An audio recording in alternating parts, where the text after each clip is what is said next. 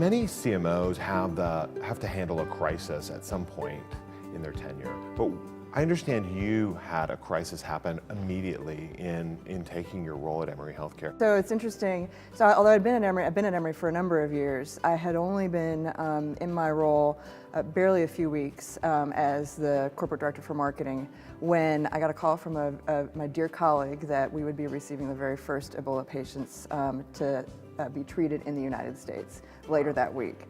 So it was a call that I will never forget, and it launched us into really quite a journey for Emory Healthcare. Can you tell us, was there something in your career or in your background that prepared you to handle that? So I've spent my entire career in marketing and public relations. Okay. And so although it's a smaller scale than being the largest healthcare system in Georgia, when I came to Atlanta as the PR manager for the Atlanta Opera, within barely a couple of months of being there, we ended up having to fire our two lead singers for our opening night performance. It seems that I have this knack for walking into crisis situations. So that actually prepared me well for thinking about how to, what are the keys to successful crisis communications, but then also how to mobilize quickly when that's happening, no matter what your experience is or what your tenure is with an organization.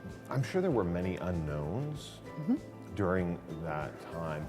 Can you tell us a little bit about how you handled it and what you did and your team to make it a success? So one of the keys to success for us is that at Emory, our marketing, PR, and communications are actually decentralized. So my team handles all the external marketing. I have a colleague, a peer, who handles internal communications, and another peer who handles PR and public relations.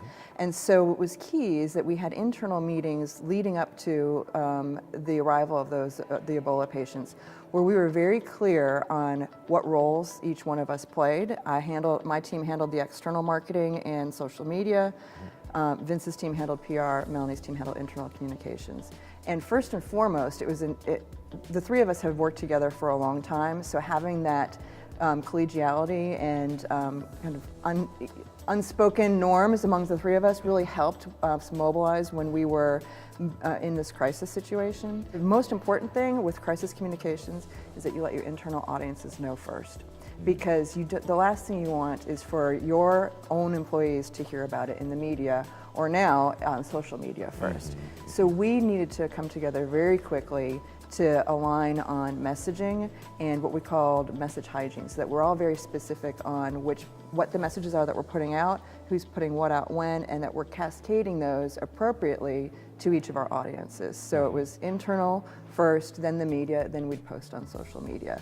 But having that tight-knit relationship with your PR, marketing, communications colleagues is crucial. So my advice to anybody is that make sure that you build those relationships with your colleagues now, so that should a crisis or high-profile communication occur in your organization, that you're not waiting until that point in time to build those relationships and protocols. I think the other piece for us is, obviously we were well prepared as an organization. I had the privilege of talking about this from a marketing and handling it from a marketing perspective, but it was really our internal teams, our clinical teams, that were able to shine. And they have been practicing, literally practicing and doing drills on this isolation unit for over a decade, being prepared for just this type of situations. They were very tightly coordinated.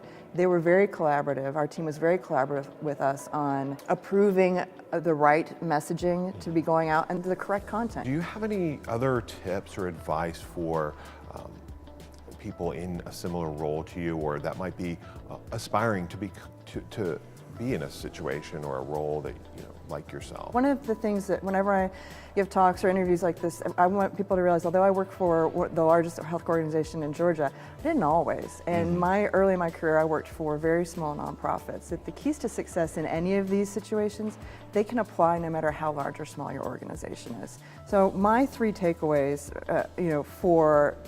for individuals either aspiring to this role or who are in similar roles at organizations large or small are, one, make sure that you know your PR, communications, and marketing colleagues. Secondly, when a crisis does occur, if it does occur in your organization, get your messaging straight right away and consistent across the organization, and make sure you're telling your internal audiences first. And then third, the best thing that you can do is fight fear with facts. So when you have a crisis, the best thing you can do instead of getting defensive is just to keep pushing out the facts about what's happening. And that will help, for us, that really helped turn the tide of positive sentiment during the Ebola crisis. But those are some of the key takeaways that I would recommend. That's great. It's really good to have you, and thank you for being here today. Oh, it's my pleasure. I'm so happy to be here. Thank you for inviting me.